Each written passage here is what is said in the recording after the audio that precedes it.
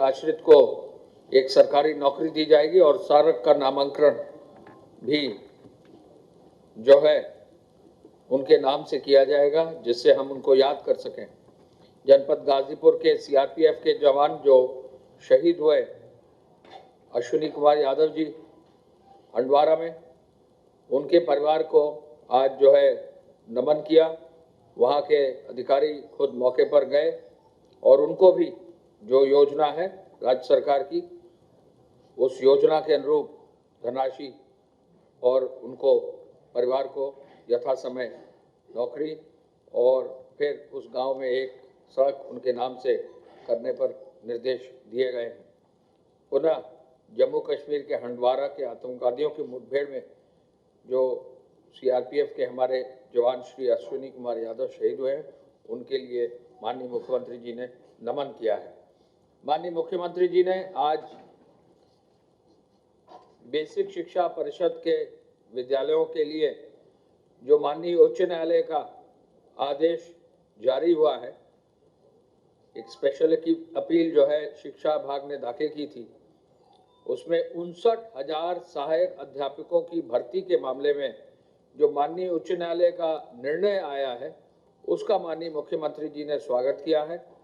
माननीय मुख्यमंत्री जी ने ऐसे सभी सफल अभ्यर्थियों को आने वाले समय में प्रदेश की शिक्षा व्यवस्था में योगदान देने हेतु अपनी शुभकामनाएं देते हुए और ये भी कहा है कि उनका वो अभिनंदन करते हैं और निश्चय ही उनके भविष्य की मनोकामना जो है अच्छी जो है मनोकामना करते हैं।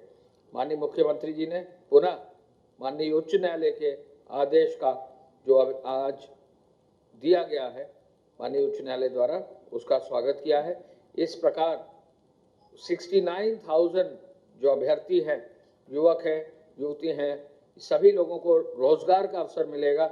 ये भी एक मील का पत्थर होगा जब एक बार में 69,000 टीचर्स की भर्ती एक साथ हो जाएगी। ये आगे आने वाले समय में बेसिक शिक्षा की व्यवस्था को और मजबूत करेंगे। इस भर्ती के बारे में डिटेल्स आपको अलग से प्रेस के रूप में जारी कर दिया जाएगा। रोजगार की संभावनाओं को चिन्हित करने के लिए माननीय मुख्यमंत्री जी ने आज वर्किंग ग्रुप की बैठक में, टीम 11 की बैठक में उन्होंने निर्देश दिया। उन्होंने कहा कि रोजगार की संभावनाओं के लिए एमएसएमई सेक्टर को, जो औद्योगिक विकास विभाग का एक रीढ़ है, उसको और मजबूत करने की और हर संभव सहायता देने की आवश्यकता है। एमएसएमई सेक्टर ऐसा है जहां रोजगार की संभावनाएं ज़्यादा होती है। छोटे यूनिट्स में, कम इन्वेस्टमेंट्स में ज़्यादा रोजगार लोगों को मिलता है, जगह जगह रोजगार मिलता है। उसके लिए जो है उन्होंने निर्देश दिया है कि इसमें रोजगार मिले। उद्योगों को, एमएसएमई सेक्टर के विशेष रूप से उद्योगों को और चालू किया जा सके, लेकिन सावधानी पूरी बरतते हुए और सतर्कता बरतते हुए ये जो है निर्देश उन्होंने दिया है। उन्होंने आज राजस्व से जुड़े प्रकरणों में भी वृद्धि लाने के लिए जो है निर्देश दिया है और उन्होंने ये भी कहा है कि जहाँ तक भी संभव है जो है राजस्व की वृद्धि के लिए जो भी संभव प्रयास हो सकते हैं राज्य सरकार के अलग अलग सेक्टर्स पे, उन राजस्व की वृद्धि के लिए कार्य करेंगे। माननीय मुख्यमंत्री जी ने कहा है कि एम्बुलेंस के ड्राइवर सहित तमाम ऐसे अन्य कर्मियों को ग्लव्स और मास्क अनिवार्य रूप से उपलब्ध कराए जाए। यानी जो सेफ्टी प्रिकॉशन लेने हैं उसमें कहीं भी जो है कमी ना रहे और प्रोत्साहित करके लोगों को, सबको जो है यथा जहां भी जरूरत हो ग्लव्स और मास्क जरूर दिलाए जाए। नॉन कोविड अस्पतालों में इमरजेंसी सेवाओं के संचालन में जो डॉक्टर्स हैं उनके विशेष रूप से बचाव के लिए भी उन्होंने निर्देश दिए हैं। उन्होंने प्रोटेक्शन इक्विपमेंट अनिवार्य रूप से उपलब्ध कराने का भी निर्देश दिया है। अस्पतालों में मेडिकल इन्फेक्शन से बचा जा सके, इसका प्रोटोकॉल स्वास्थ्य विभाग ने निश्चित किया है। इस प्रोटोकॉल का भी पालन किया जाए। यह सुनिश्चित किया जाए कि पीपीई किट्स, N95 मास्क और जो सैनिटाइजर है पर्याप्त मात्रा में जो है अस्पतालों में उपलब्ध रहें।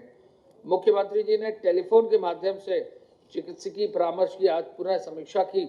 इसको और अधिक बढ़ावा देने और सुदृढ़ करने का निर्देश दिया है।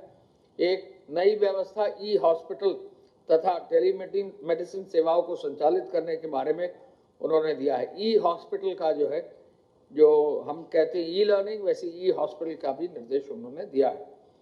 जो स्वास्थ्य सिस्टम है उसको और कैसे मजबूत किया जा सके, आज पूरी समीक्षा उस पर आधारित रही है और लोगों को जागरूक करने और प्रतिरोधक क्षमता को बढ़ाने के लिए क्या किया जा सकता है, इस पर उन्होंने निर्देश दिया है। आपने कल देखा होगा कि आरोग्य सेतु कोविड ऐप जो है, आयुष विभाग ने जो आयुष कवच जो है ऐप जो है, आयुष कवच कोविड के नाम से जो है नया ऐप आयुष विभाग ने कल जारी माननीय मुख्यमंत्री जी के कर कमलों से किया है। इस ऐप का लोग अधिक से अधिक डाउनलोड करें और जो आयुष के जो माध्यम से जो विभिन्न चीज़ें जो है जिनका इस्तेमाल करके अपनी क्षमता को मजबूत हम कर सकते हैं, अपनी जो डिफेंस मैकेनिज्म्स हैं उनको मजबूत कर सकते हैं, उसका जो है लोग ज्ञान लें। ये जो ऐप है लॉन्च करने के पहले ही इसमें कई हजार लोग जो है इन्होंने डाउनलोड किया है आयुष कवच। मैं चाहूँगा कि इस ऐप को आप आयुष कवच अगर टाइप करेंगे तो निश्चय ही आपको जो है प्ले स्टोर्स पर, दोनों एंड्रॉयड पर भी और iOS पर भी ये मिलेगा। इस ऐप से रोग प्रतिरोधक क्षमता की वृद्धि होगी।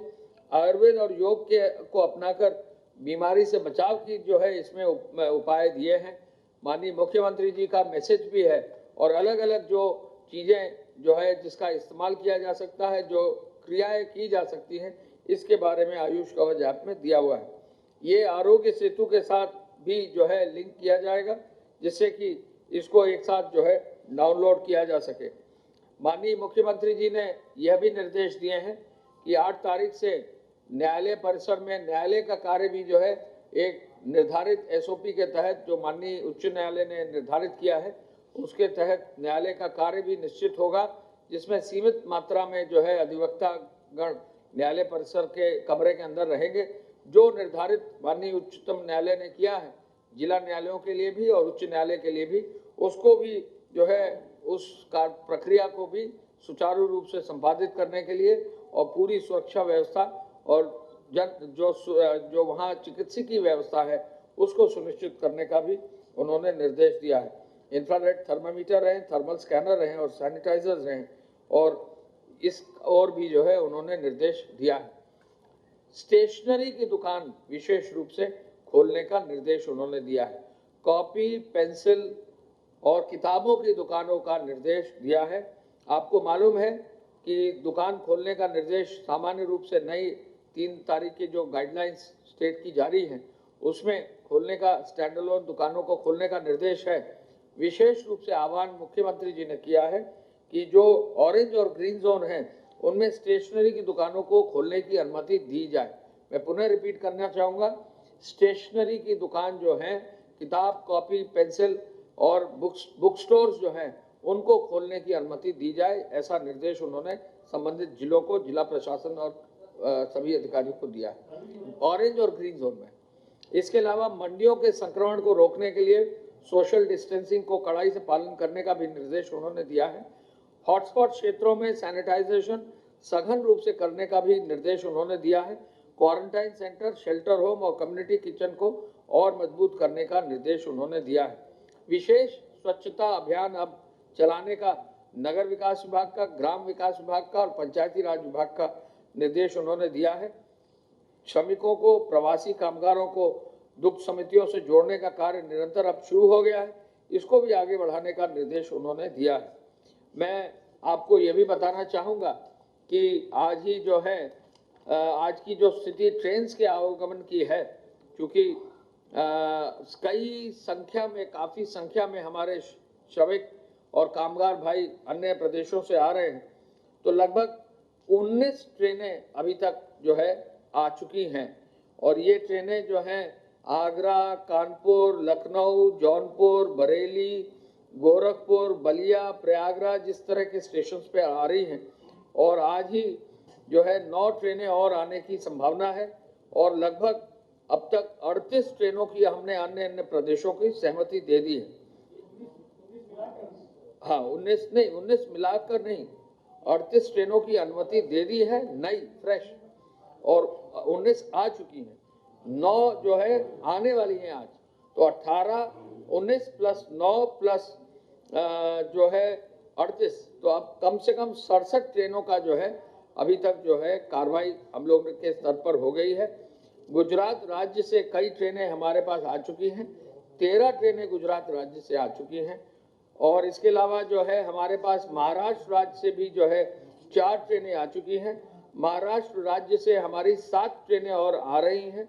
कर्नाटक राज्य की पहली ट्रेन जो है बेंगलोर से हमारी आज चल चुकी है, और ये भी जो है हमारे यहाँ आज लखनऊ जो है पहुँचेगी 2 दिन बाद। पंजाब से हमारी 4 ट्रेनें चल चुकी हैं, 2 जो है करीब के पहुँचने वाली हैं पंजाब से, ये जलंधर से, लुधियाना से चल रही हैं, और आगे आने वाले समय में मोहाली से, पटियाला से भी जो है ट्रेनें चालू की जा रही हैं। कुल मिलाकर 9 ट्रेन पंजाब से लाने की अनुमति दी गई है। केरल से भी श्रमिक ट्रेन चलाने का अनुमति अब हमारी तरफ से जा चुकी है। जैसे ही वहां से ट्रेन चालू होंगी तो हम आपको बता देंगे।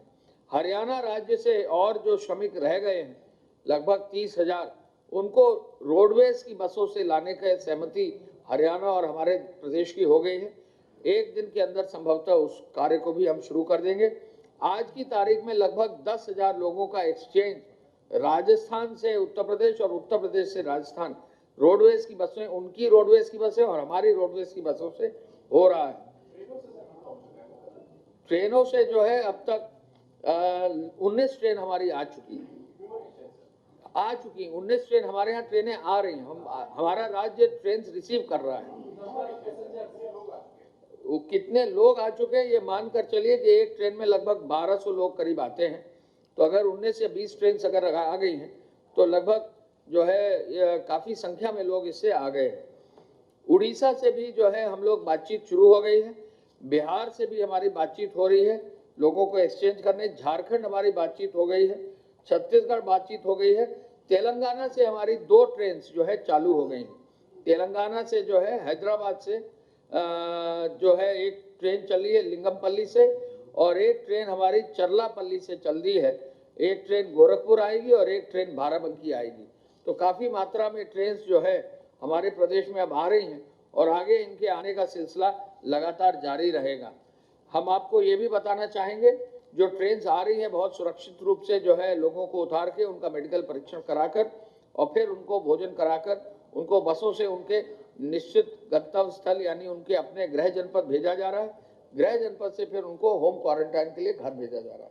तो एक प्रक्रिया पूरे देश में सबसे ज़्यादा संख्या अब हमारे यहाँ ट्रेन की आती चली जा रही है, और ये प्रक्रिया भी हमारा प्रदेश बड़ा भी है और ये प्रक्रिया आगे बढ़ती रहेगी। हम आपको ये भी बताना चाहेंगे कि आज कैबिनेट में गृह विभाग की निजी संपत्ति क्षति वसूली नियमावली जो लागू होनी थी वो भी आज नियमावली का अप्रूवल हो गया है। यानी सार्वजनिक संपत्ति का कहीं से भी अगर जो है नुकसान होता है तो उसकी नियमावली जो है आज लागू करने का निर्णय कैबिनेट ने ले लिया है। इसका प्रेस नोट आपके लिए अलग से आएगा। माननीय जी, इस नियमावली का नाम है उत्तर प्रदेश लोक तथा निजी संपत्ति क्षति वसूली नियमावली 2020। माननीय मंत्री जी ने आपको कई महत्वपूर्ण निर्णय जो कैबिनेट के थे उन पर जो है आपको प्रेस कॉन्फ्रेंस वो कर चुके हैं।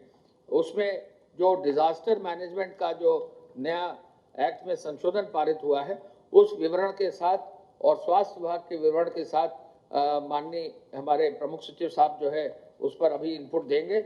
एक बिंदु मैं जरूर बताना चाहूँगा कि कोविड के बारे में सूचना विभाग के फेसबुक पेज पर उत्तर प्रदेश मुख्यमंत्री कार्यालय के जो पेज है facebook.com का जो पेज है उस पर उत्तर प्रदेश कोविड केयर के नाम से अगर आप जो है ऑनलाइन जाएंगे तो आपके उसके चैट बॉक्स में जितने भी उत्तर प्रदेश सरकार से जुड़े हुए जो भी कोविड संबंधित सूचनाएं हैं वो आपको फेसबुक के चैट बॉक्स पर मिल जाएंगी।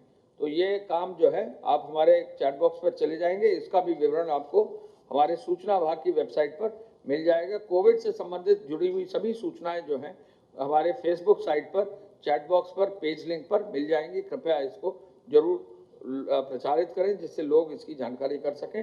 प्रमुख सचिव स्वास्थ्य। धन्यवाद। प्रदेश में इस समय कोरोना वायरस के जो एक्टिव इन्फेक्शन के केसेस हैं उनका नंबर है 1831, 1831। अभी तक जो पूरी तरह लोग उपचारित हो चुके हैं संक्रमण से उनकी संख्या 1080, 1080 लोग पूर्णतः उपचारित होकर घर जा चुके हैं। कुल मिलाकर के अभी तक जो संक्रमण के प्रकरण आए हैं वो 2969, ये 67 जिलों से आए हैं, जिनमें से 6 जनपदों में इस समय कोई भी एक्टिव इन्फेक्शन का केस नहीं है। कुल मिलाकर इसमें 58 लोगों की दुर्भाग्यपूर्ण मृत्यु हुई है, परंतु अधिकांश लोग या तो अधिक उम्र के रहे हैं या उनको कोई न कोई कोमॉर्बिडिटी रही है। जो सैंपल्स कल लेबोरेटरी में भेजे गए, आप जानते हैं कि इस समय अब 20 प्रयोगशालाएं प्रदेश में जो वायरस के सैंपल्स की जांच कर रही हैं। तो कल जो सैंपल्स भेजे गए उनकी संख्या 3871, 3871, और जो प्रयोगशालाओं में कल जो जांच की गई उनकी संख्या 4469। जो पीछे का बैकलॉग है उसको हम लगातार क्लियर कर रहे हैं, क्योंकि जब हमने अपनी कैपेसिटी को बढ़ाया है एग्रेसिव टेस्टिंग के लिए, हम सैंपलिंग बहुत। खबरों में बने रहने के लिए RNI की फेसबुक, ट्विटर, इंस्टा और यूट्यूब को सब्सक्राइब करें। बेल आइकन दबाना ना भूलें।